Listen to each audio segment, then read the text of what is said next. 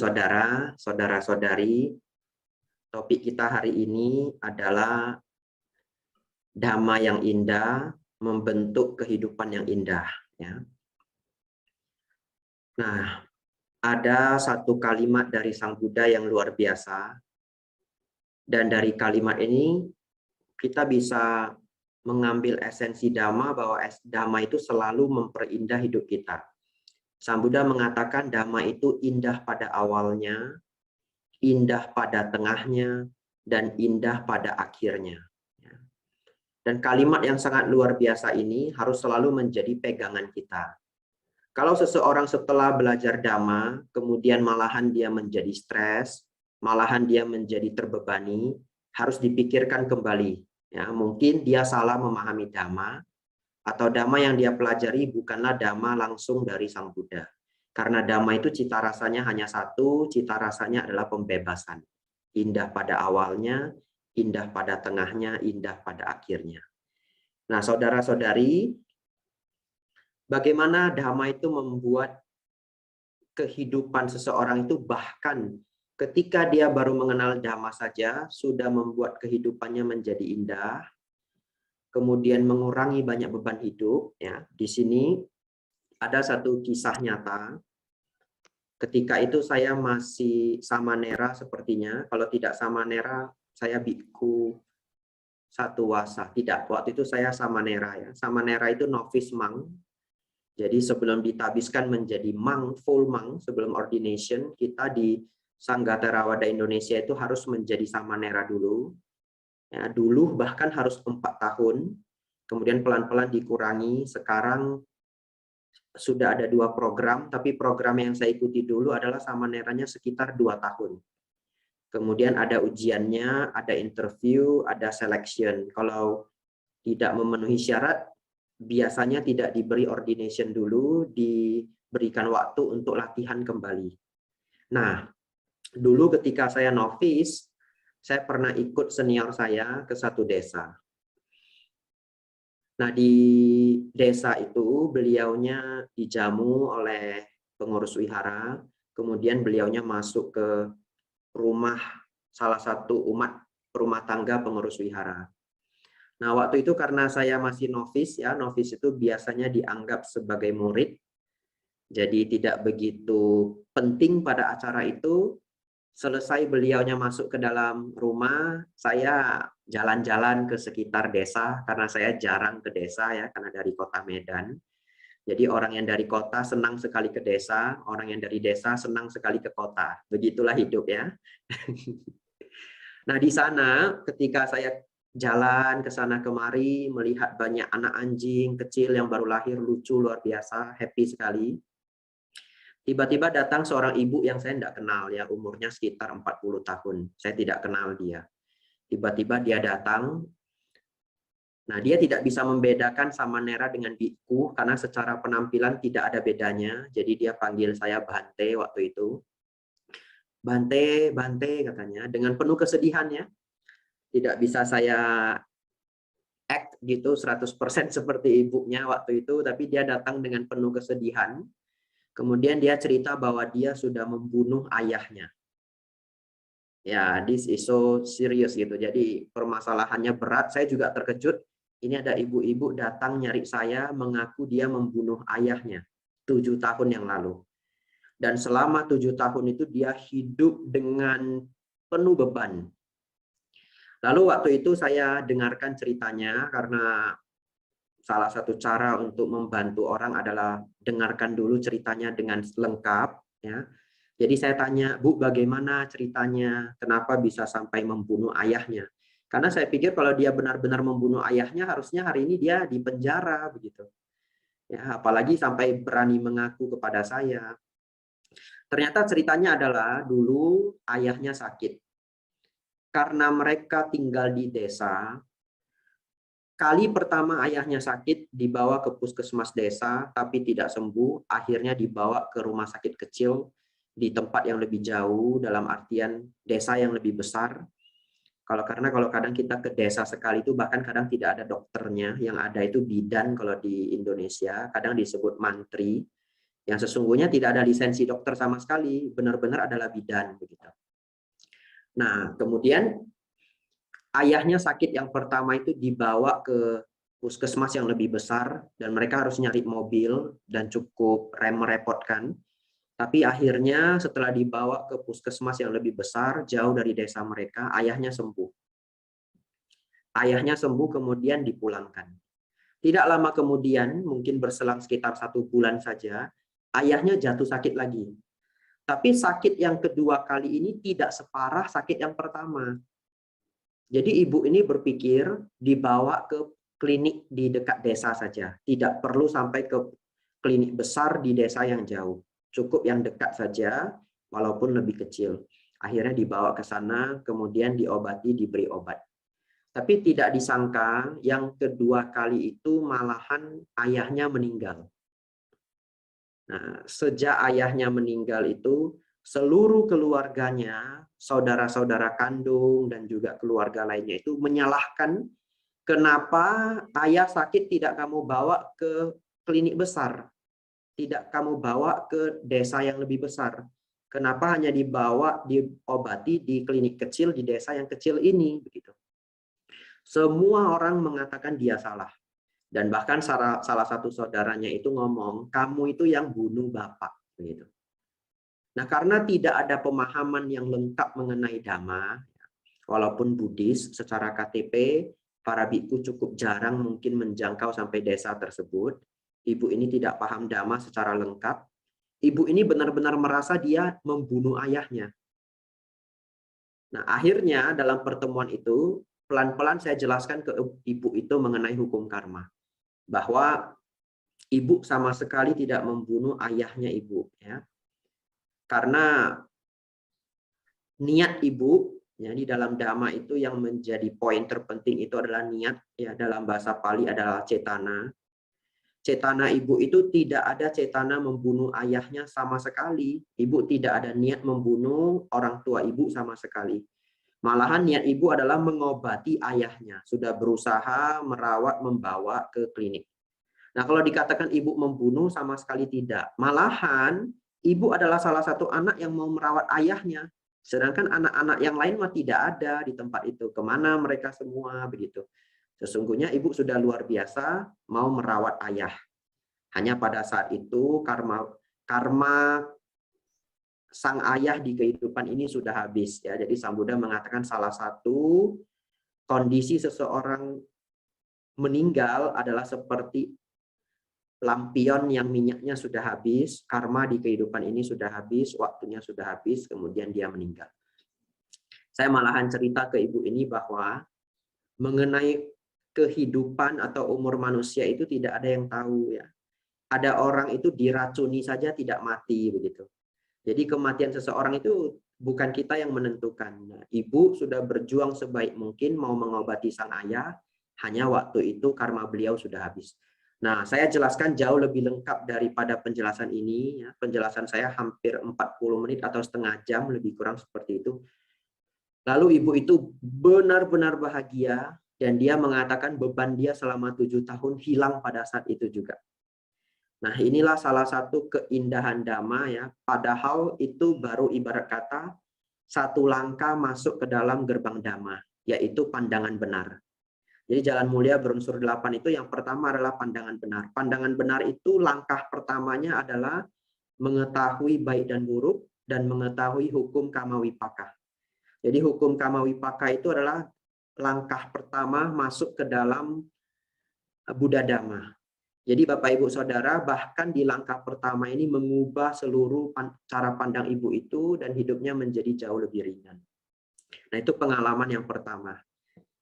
Yang kedua, bagaimana pandangan yang indah ini sesungguhnya apabila dimiliki oleh siapapun, maka sesungguhnya dia memiliki harta yang luar biasa. Orang yang tidak memiliki pandangan yang indah ini hidup dalam bahaya. Kenapa saya katakan hidup dalam bahaya? Ya. Karena manusia itu kalau dia tidak memiliki pandangan dalam dirinya, berpotensi disusupi pandangan yang buruk, ya. Apalagi anak-anak yang masih umur 6 tahun, 10 tahun, 12 tahun. Kalau yang sudah dewasa, pemikirannya sudah baik, ya, sudah tidak gampang untuk tersusupi ajaran-ajaran yang salah. Walaupun kadang-kadang juga bisa begitu. Nah, di Jepang, Bapak Ibu Saudara, tahun 1984, nanti silahkan bagi yang mau mencatat, silahkan catat judulnya aja. Nanti setelah ini bisa cari sendiri di Google atau di YouTube, ya. Ini peristiwa yang sebenarnya sangat menggemparkan. Dan peristiwa ini sebenarnya dekat dengan saat-saat ini, hanya 20-30 tahunan yang lalu. Tapi kita di Indonesia sama sekali tidak pernah mendengar, ya, jadi cukup aneh juga. Di Jepang itu pernah berkembang satu ajaran, ya bisa kita katakan ajaran sesat, ya, setelah kita melihat apa yang terjadi di sana. Nama ajaran ini adalah Aum Shinrikyo. Tidak tahu saudara-saudari ada yang pernah mendengar Aum Shinrikyo? Ya, belum. Ada yang, ya, kebanyakan mungkin belum, ya. Nah, pendirinya bernama Shoko Asahara. Nah, ajaran ini pendirinya itu seorang yang sebenarnya buta, ya, ceritanya sangat panjang, bahkan ada dokumenternya di YouTube. Saudara-saudari nanti bisa nonton setelah ini. Jadi kita bisa mengerti bahwa kalau seseorang masuk pada pandangan yang salah itu sebenarnya sangat kasihan, penuh dengan penderitaan. Nah, Aum Shinrikyo ini mengembangkan ajarannya setelah belajar banyak agama. Jadi dia campur-campur berbagai keyakinan menjadi keyakinan bentuk dia sendiri. Nah, kemudian cukup menarik karena okultisme itu memang sangat-sangat berkembang di Jepang, ya. Jepang itu adalah negara yang sangat unik, ya, sangat unik sekali. Unik dalam artian, ya, unik, ya, unik tidak semuanya negatif, yang positif juga ada. Bahkan agama Buddha di Jepang itu berkembang sampai 180 aliran.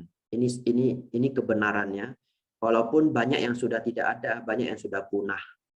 Sekarang yang masih bisa dilacak sekitar 50-an aliran begitu. Nah, jadi memang di Jepang itu mereka sangat unik, mereka menanggapi apapun dengan cara yang sangat serius. Nah, Aum Shinrikyo ini berkembang sampai memiliki 40.000 jumlah umat di seluruh dunia. Bahkan sampai berkembang ke Rusia. Ya, nanti bisa dilihat sendiri dokumenternya, luar biasa besar. Nah, ajarannya banyak yang merepotkan dari ajaran Aum Shinrikyo ini. Salah satunya mereka ada yang namanya Madness Camp. Jadi orang harus mengikuti satu camp yang sangat berat selama 10 hari. Tidak jarang banyak yang stres kemudian mundur. Kemudian ada juga di dokumenter dia melakukan banyak eksperimen-eksperimen aneh, ya, dengan orang-orang itu diberi keyakinan-keyakinan yang aneh-aneh. Akhirnya orang itu mau ditenggelamkan. Entah bagaimana prakteknya, ya, tapi ada videonya sampai ternyata akhirnya meninggal gitu. Nah, salah satu doktrin Aum Shinrikyo yang mengerikan adalah dia menganggap bahwa kedamaian itu hanya bisa dicapai setelah perang. Dia punya pemahaman dunia ini tidak akan pernah damai sampai kita perang dulu, setelah selesai perang baru damai. Jadi dia benar-benar ingin terjadinya perang dunia ketiga. Nah, akhirnya, nah, ada satu lagi yang mengerikan dari ajaran Aum Shinrikyo ini. Kita kalau sudah masuk, kita nggak bisa keluar. Kalau keluar itu bisa dibunuh. Bahkan dibunuh satu keluarga. Nah, tahun 1995 itu adalah puncaknya. Aum Shinrikyo ini karena ajarannya sudah berkembang sangat besar, Shoko Asahara ini ingin jadi Perdana Menteri. Jadi dengan keserakahan yang luar biasa, ego yang sangat besar, dia ingin menjadi seorang Perdana Menteri. Akhirnya dia sendiri punya dana luar biasa besar, ya. Akhirnya dia ikut kampanye dan segalanya. Ternyata dia kalah. Kekalahan itu menjadikan dia sangat dendam. Kemudian dia mulai mau menghancurkan negaranya sendiri. Tahun 93 dia mendatangkan virus antraks. Kemudian dilepaskan di tempat umum, tapi gagal, ya. Tahun 94 juga ada percobaan pembunuhan dengan gas beracun. Korbannya cukup banyak, tapi yang paling ekstrim itu tahun 95. Tahun 95 ini dia melepaskan gas sarin di kereta api. Nah, jadi dia mulai membuat kekacauan-kekacauan ini. dengan harapan nanti setelah dunia di Jepang itu kacau, dia tiba-tiba muncul untuk menyelesaikan semua masalah. Tapi ternyata akhirnya dia ketahuan dulu bahwa semuanya adalah dia yang kerjakannya. Nanti yang penasaran silahkan cek di internet. Akhirnya permasalahan terbesar juga di Jepang itu ada perlindungan agama. Karena ajaran Aum Shinrikyo ini resmi ajaran yang disahkan oleh pemerintahan. Jadi mereka seperti kebal hukum. Banyak aktivitas mereka itu yang nggak bisa di-track begitu, apapun yang mereka lakukan. Tapi akhirnya karena sudah banyak korban, kemudian banyak sekali anak-anak dari orang Jepang yang di brainwash, sampai orang tuanya itu seperti kehilangan anak mereka karena di brainwash. Akhirnya mulai muncul demo ya. Nah sekarang Aum Shinrikyo pendirinya Shoko Asahara sudah dihukum mati, dan bahkan eksekusi matinya itu adalah 4 tahun yang lalu. Jadi 6 Juli 2018 itu eksekusi matinya. Makanya saya katakan bahwa sebenarnya kejadian ini begitu dekat dengan era hidup kita, ya kita sama sekali tidak pernah mendengar. Nah, saudara-saudari, inilah mengerikannya ketika seseorang itu mengadopsi pandangan yang keliru, pandangan yang salah. Dan kalau seseorang sudah pandangannya salah, kita sangat sulit membantu mereka. Nah, bagaimana kita mengetahui ajaran itu benar atau tidak, baik atau buruk ya? Sebenarnya ada sutanya, judul sutanya adalah Kalama Sutta. Ya. Nah, di dalam Kalama Sutta itu Sang Buddha mengajarkan, bahkan Sang Buddha pun tidak melarang umat Buddha itu meragukan ajaran Sang Buddha sendiri itu boleh, tidak soal. Tetapi kita perlu menganalisa kembali ajaran Sang Buddha ini benar-benar baik tidak. Caranya bagaimana? Nah, salah satu caranya adalah melihat dulu, apakah ajaran ini membawa manfaat untuk diri kita dan orang lain. Itu yang pertama. Tidak merugikan diri kita dan tidak merugikan orang lain atau makhluk lain. Jadi ketika sebuah ajaran itu memenuhi 4 syarat ini, membawa manfaat bagi diri sendiri, membawa manfaat bagi orang lain, tidak merugikan diri sendiri, tidak merugikan orang lain, ini adalah ajaran yang baik. Ini adalah Dhamma. Nah, yang kedua, ajaran ini membawa pada berkurangnya kemarahan, berkurangnya keserakahan, dan berkurangnya ego. Nah, ketika memenuhi setidaknya 2 syarat ini, itu adalah Dhamma, siapapun yang mengucapkannya. Nah, jadi ini adalah cara kita menilai sebuah ajaran itu baik atau buruk. Nah, Bapak, Ibu, Saudara, setelah kita mendengar 2 cerita, satu adalah orang yang belum memiliki pandangan yang bijaksana, dia terjebak pada kesalahpahaman. Kisah yang kedua adalah orang yang terjebak pada pandangan yang jahat. Ya, sebenarnya pandangan yang jahat banyak sekali. Bahkan di Amerika saya pernah baca di Intisari. Ada yang masih ingat Intisari? Sekarang sudah nggak ada. Ada sih sebenarnya, tapi sudah nggak laris ya. Waktu saya kecil, papa saya itu pengoleksi Intisari. Intisari banyak sekali. Jadi sejak kecil tuh saya dimotivasi untuk baca Intisari. Jadi dari kecil saya baca Intisari. Nah, di Intisari saya pernah baca anak kecil di Amerika, entah bagaimana ceritanya diajak masuk ajaran Lucifer. Nah, di ajaran Lucifer atau pemuja setan itu mereka mengidamkan yang namanya pengorbanan. Jadi salah satu caranya adalah dengan pengorbanan. Mereka biasanya membunuh hewan dan yang lainnya dengan cara yang tragis. Nah, anak ini diberitahu, kalau kamu mau menunjukkan bakti kamu kepada Lucifer atau the king of underworld, kamu harus bisa melakukan pengorbanan. Dan pengorbanan yang terbesar adalah mengorbankan orang tua kamu sendiri. Nah, jadi satu ketika ibunya sedang tidur, dia menusuk ibunya sendiri. Dan anak ini cuma umur 9 tahun. Nah, ibunya meninggal. Jadi demikianlah betapa bahayanya ya ketika seseorang mengadopsi ajaran yang tidak baik. Ya. Bapak, Ibu, Saudara, selanjutnya kita masuk ke langkah berikutnya. Langkah berikutnya adalah masuk ke dalam jalan mulia berunsur 8. Jadi tadi kita kenalan dengan bulir pertama, yaitu pandangan benar. Ketika kita sudah memiliki pandangan benar dalam Dhamma, Kalau misalkan ada pertanyaan Bante, gimana kami bisa punya pandangan yang benar? Caranya adalah Bapak Ibu Saudara sering mendengarkan Dhamma. Apalagi kalau membaca buku atau mendengarkan Dhamma yang sudah tersusun sangat rapi. Misalkan kalau kita beli buku mengenai di Introduction of Buddhism, cari yang berkualitas tinggi, kemudian tersusun rapi. Ya. Salah satu yang terkenal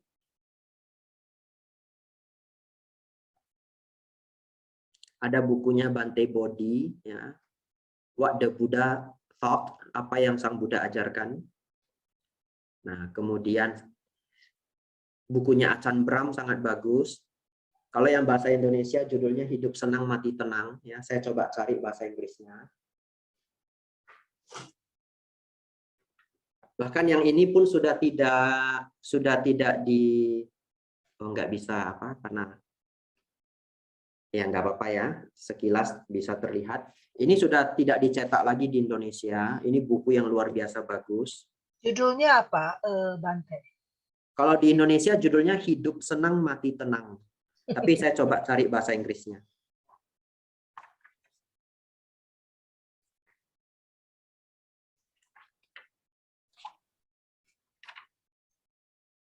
Tapi memang Ajahn Brahm ngajarinnya dengan humor ya. Humor sebenarnya kalau acaranya cukup besar. Tapi kalau kita ngikuti beliau di YouTube, ketika beliau serius ya humornya enggak banyak juga. Oh enggak banyak. Ya. Saya karena pernah ikut acaranya sekali, Bante, waktu di Jakarta. Kalau kita ikut banyak humornya. Iya, itu karena setahun sekali gitu. Raso. Ya, tapi boleh ikut channel beliau. Beliau punya monastery di Perth ya, Australia, Bodhinyana Monastery. Jadi di sana banyak Bante yang semuanya cendekia luar biasa. Ada Achan Brahmali juga, kalau tidak salah orang Norwegia. Beliau sering ngajar sutta.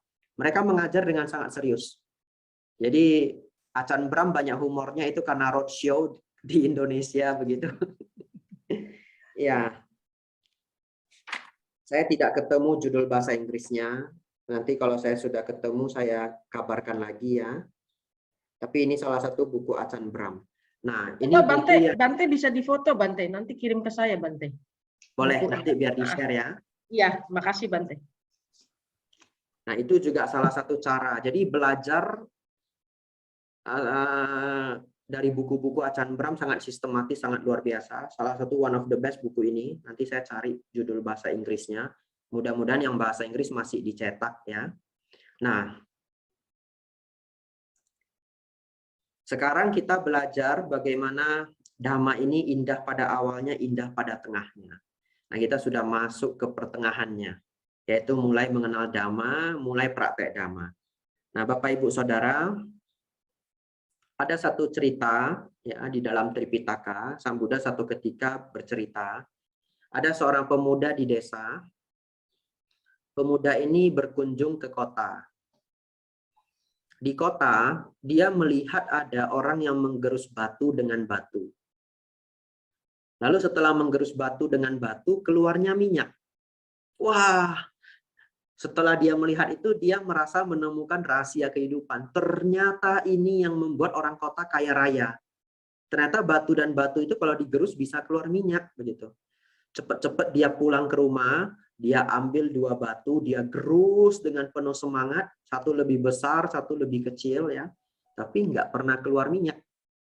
Lalu dia berpikir, mungkin usaha saya kurang keras, saya harus berjuang lebih keras, work hard begitu. Wah, dia gerus pagi sampai malam. Kemudian apa yang terjadi? Kenapa orang yang menggerus batu dengan batu ini tidak mengeluarkan minyak? Karena dia tidak tahu sebenarnya orang yang di kota itu sedang menggerus biji wijen. Sehingga keluar minyak wijen. Dia tidak melihat wijennya, dia hanya melihat batu dengan batu.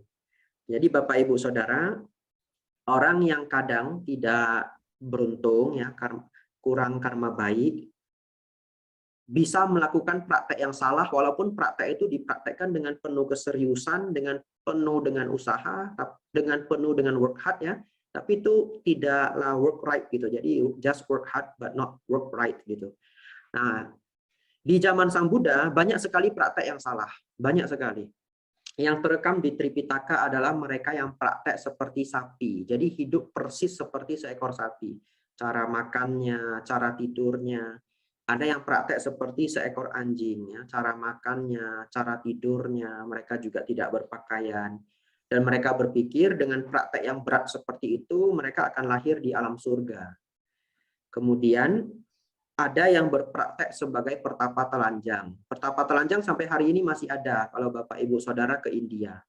Dan ini ajaran yang cukup besar, namanya Jainism. Ya.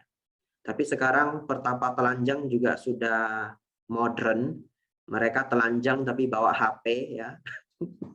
Sudah tidak kuno lagi. Lalu kalau saudara-saudari ke India, biasanya di samping-samping Sungai Gangga, ya, tempat para pertapa berkumpul. Boleh foto, tapi kalau foto sekarang bayar begitu. Jadi fungsi Komersil dong. iya, beberapa ya sudah komersil. Ya. Jadi bahkan di zaman sekarang, ya ini zaman sekarang ada namanya pertapa Aghori, ya. Aghori bagi yang ingin mencari nanti ada dokumenternya. Nah, pertapa Aghori ini mengerikan. Badannya itu dipoles dengan abu mayat, jadi badannya putih-putih. Nah, ini saya mau cerita juga sungkan ya, tapi tidak apa-apa ya. Mereka kadang-kadang minum urin, ya, dan makan mayat. Jadi karena orang India itu mereka biasanya melakukan kremasi itu di dekat Sungai Gangga, ya, disusun-susun dengan kayu kemudian dibakar. Ada yang bakarnya itu nggak habis, jadi ada sisa-sisanya. Nah, itu mereka makan. Nah, kadang mereka minum menggunakan tengkorak manusia. Menyeramkan sekali pertapa Aghori ini. Menyeramkan sekali. Ya, walaupun dia nggak ganggu siapa-siapa. Tapi kalau kita lihat cara hidupnya sangat mengerikan. Nah, mereka praktek demikian juga beranggapan bahwa mereka akan menjadi suci atau terlahir di alam yang lebih tinggi. Nah, lalu di zaman Sang Buddha ada praktek yang sangat salah, yaitu praktek persembahan hewan. Bahkan di zaman dulu kata karma itu pernah bermakna sebagai pengorbanan hewan. Kata karma. Ya. Sebenarnya karma dalam bahasa Pali artinya perbuatan. Dari kata kara. Yang mana di bahasa Indonesia kita juga pakai menjadi karya. Jadi kata kar itu dalam bahasa Pali artinya action. Ya, act gitu, doing something. Nah, di saat itu, di zaman itu bahkan para raja, para orang-orang besar di zamannya mengorbankan manusia. Lalu setelah Sang Buddha muncul di dunia, beliau memberitahu bahwa itu bukanlah karma, itu bukanlah berkah. Bagaimana Anda merugikan makhluk lain, Anda katakan sebagai berkah. Beliau mengajarkan orang yang menjadi berkah itu adalah kebaikan. Nah, pelan-pelan ajaran kebaikan Sang Buddha itu berkembang, praktek-praktek demikian berkurang, dan berkurang. Nah, Bapak Ibu Saudara, kenapa saya ceritakan bahwa orang yang praktek salah, walaupun berat, ya mungkin prakteknya lebih berat dari kita, jauh lebih sulit dari kita, penyiksaan diri ataupun praktek yang lainnya. Tapi kadangkala itu malah sebuah kesialan, semakin dipraktekkan semakin membawa kejatuhan. Ya. Apalagi misalkan sampai persembahan manusia. Nah, apa yang harus dipraktekkan umat Buddha? Praktek apa yang kita lakukan? Praktek kita adalah jalan mulia berunsur 8. Ini kalau direnungkan pelan-pelan, indahnya luar biasa. Walaupun kita sudah sering mendengar jalan mulia berunsur 8, ya, tapi coba kita renungkan pelan-pelan. Setelah pandangan kita menjadi benar, sebenarnya benar itu apa? Karena beberapa orang itu berpikir, Bante, disebut benar itu apa? Karena benar di sini belum tentu benar di sana. Benar itu memiliki makna mengarah pada kebaikan dan pencerahan. Itu benar. Jadi kata benar di dalam pandangan benar itu mengarah pada kebaikan, mengarah pada pencerahan. Pencerahan dalam artian nibbana. Jadi sebenarnya begitu kita sudah melangkahkan kaki memahami pandangan benar, di situ kita sudah menuju pada nibbana. Hanya belum sampai, tapi itu sudah prosesnya. Mengarah pada kebaikan, mengarah pada nibbana atau pembebasan. Lalu mengarah pada apa lagi? Mengarah pada keharmonisan. Jadi kita bisa menyebut kalau orang sulit memahami pandangan benar, kita boleh menyebutnya sebagai pandangan harmonis. Ya. Pikiran benar itu adalah pikiran harmonis, ucapan benar adalah ucapan harmonis. Bapak, Ibu, Saudara, Jalan Mulia Berunsur 8 ini adalah praktek sesungguhnya umat Buddha. Jadi kalau para pertapa sapi praktek seperti sapi, pertapa anjing praktek seperti anjing, pertapa agori praktek yang menyeramkan, apa yang dilakukan umat Buddha? Apa praktek sesungguhnya umat Buddha? Jalan Mulia Berunsur 8. Dan hanya ini saja. Dalam artian ini yang menjadi poros tengahnya. Tentu masih banyak dhamma-dhamma lainnya. Tapi dengan memahami poros ini, memahami jalan utama ini, kita sudah sangat baik, kita sudah di jalan yang benar. Bapak, Ibu, Saudara, setelah pandangan menjadi harmonis, menjadi baik, menjadi benar, pikiran yang benar kemudian muncul, ucapan yang benar kemudian muncul, perbuatan yang benar kemudian muncul, mata pencaharian menjadi muncul, mata pencaharian yang benar muncul, usaha yang benar muncul. Nah, kalau semua ini baik, hidup kita menjadi sangat indah. Bapak, Ibu, Saudara tidak tahu mereka yang bermata pencaharian salah itu kadang-kadang penuh dengan penderitaan. Misalkan mereka bergabung dengan mafia dan sebagainya, sudah masuk sudah nggak boleh keluar, seperti itu, penuh dengan ancaman. Mata pencaharian yang salah itu tidak selamanya menyenangkan. Orang bermata pencaharian benar luar biasa ya. Setelah kerja pulang rumah bisa tidur dengan nyenyak ya. Kalau yang dagang tutup toko bisa tidur dengan nyenyak. Berarti kadang susah tidur. Nah, itu karena kebanyakan pikiran ya. Bapak, Ibu, Saudara, sering juga disalahpahami adalah mata pencaharian benar dengan usaha benar, nomor 5 dan nomor 6. Apa bedanya sebenarnya?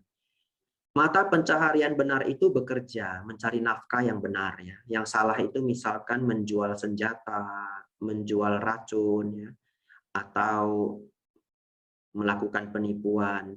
Sedangkan usaha benar atau dalam bahasa Pali disebut sama wayama, ini sudah mulai masuk ke dalam pengembangan batin. Jadi kita sudah masuk bercerita ke meditasi. Usaha benar itu adalah 4 hal ya. Yang mau menghafal silahkan, mau mencatat silahkan ya. 4 usaha ini adalah berusaha pikiran buruk yang belum muncul diusahakan tidak muncul. Pikiran buruk yang sudah muncul diusahakan untuk dilenyapkan. Pikiran baik yang belum muncul diusahakan untuk muncul. Pikiran baik yang telah muncul diusahakan untuk dikembangkan. 4 ini disebut sama wayama. Saya ulangi sekali lagi ya, biar hafal ya. Yang pertama, pikiran buruk yang belum muncul diusahakan agar tidak muncul. Pikiran buruk yang telah muncul diusahakan untuk dilenyapkan. Pikiran baik yang belum muncul diusahakan untuk muncul. Pikiran baik yang telah muncul diusahakan untuk dikembangkan. Nah, 4 usaha ini adalah bulir ke-6 dari Jalan Mulia Berunsur 8. Bagaimana mempraktekkannya? Sebenarnya Bapak Ibu pun sedang mempraktekkannya. Saudara-saudari sedang mempraktekkannya. Kenapa? Sembari mendengarkan penjelasan Dhamma dari saya, ya, kita sama-sama belajar Dhamma, kita akan berusaha mengurangi kemarahan, mengurangi keserakahan, mengurangi ego. Bapak Ibu mungkin pernah merasakan ya, kalau setelah ikut Dhamma Talk atau ikut Dhamma Class, pulang rumah itu pasti jarang marah. Jadi sabar 2 hari, begitu ya. Nah, tapi nanti hari ketiga kumat lagi. Ya, jadi ketika kita dekat dengan Dhamma, sesungguhnya usaha benar itu sudah mulai dipraktekkan. Nah, Bapak, Ibu, Saudara, ini adalah tahap menjalani Dhamma itu sendiri yang saya gambarkan sebagai indah pada tengahnya. Sekarang kita sudah berada pada pertengahan jalan praktek Dhamma. Ucapan sudah menjadi harmonis, perbuatan jadi harmonis, pikiran menjadi harmonis. Tanpa Bapak Ibu sadari, Bapak Ibu seperti bunga yang indah, ya, serangga-serangga semua mau datang. Maksudnya seperti apa? Kepribadian kita menjadi orang yang sangat menyenangkan. Kita hadir di mana saja membawa kebahagiaan. Jadi orang yang membawa Dhamma, mempraktekkan Dhamma dengan baik, ya, kita berkumpul dengan teman-teman. Kita datang duduk aja teman kita senang, padahal kita belum ngomong gitu. Nah, kenapa? Karena kita memancarkan kebahagiaan. Kita sendiri bahagia, orang lain ikut bahagia. Jadi inilah luar biasanya Dhamma. Ya. Bapak, Ibu, Saudara, selanjutnya, setelah penghidupan kita menjadi benar, menjadi baik, menjadi harmonis, menjadi indah, Tahap selanjutnya adalah tahap yang lebih advance ya. Tapi ini menjadi tugas kita semua. Sebelum saya jelaskan tahap yang lebih advance, ada satu analogi ya di dalam Tripitaka dijelaskan oleh Sang Buddha. Ada seekor anjing. Oh, dari tadi saya cerita anjingnya, tapi tidak apa-apa ya. Ada seekor anjing.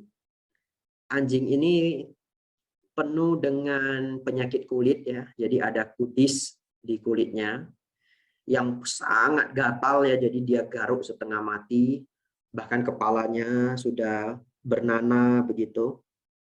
Gatal sekali.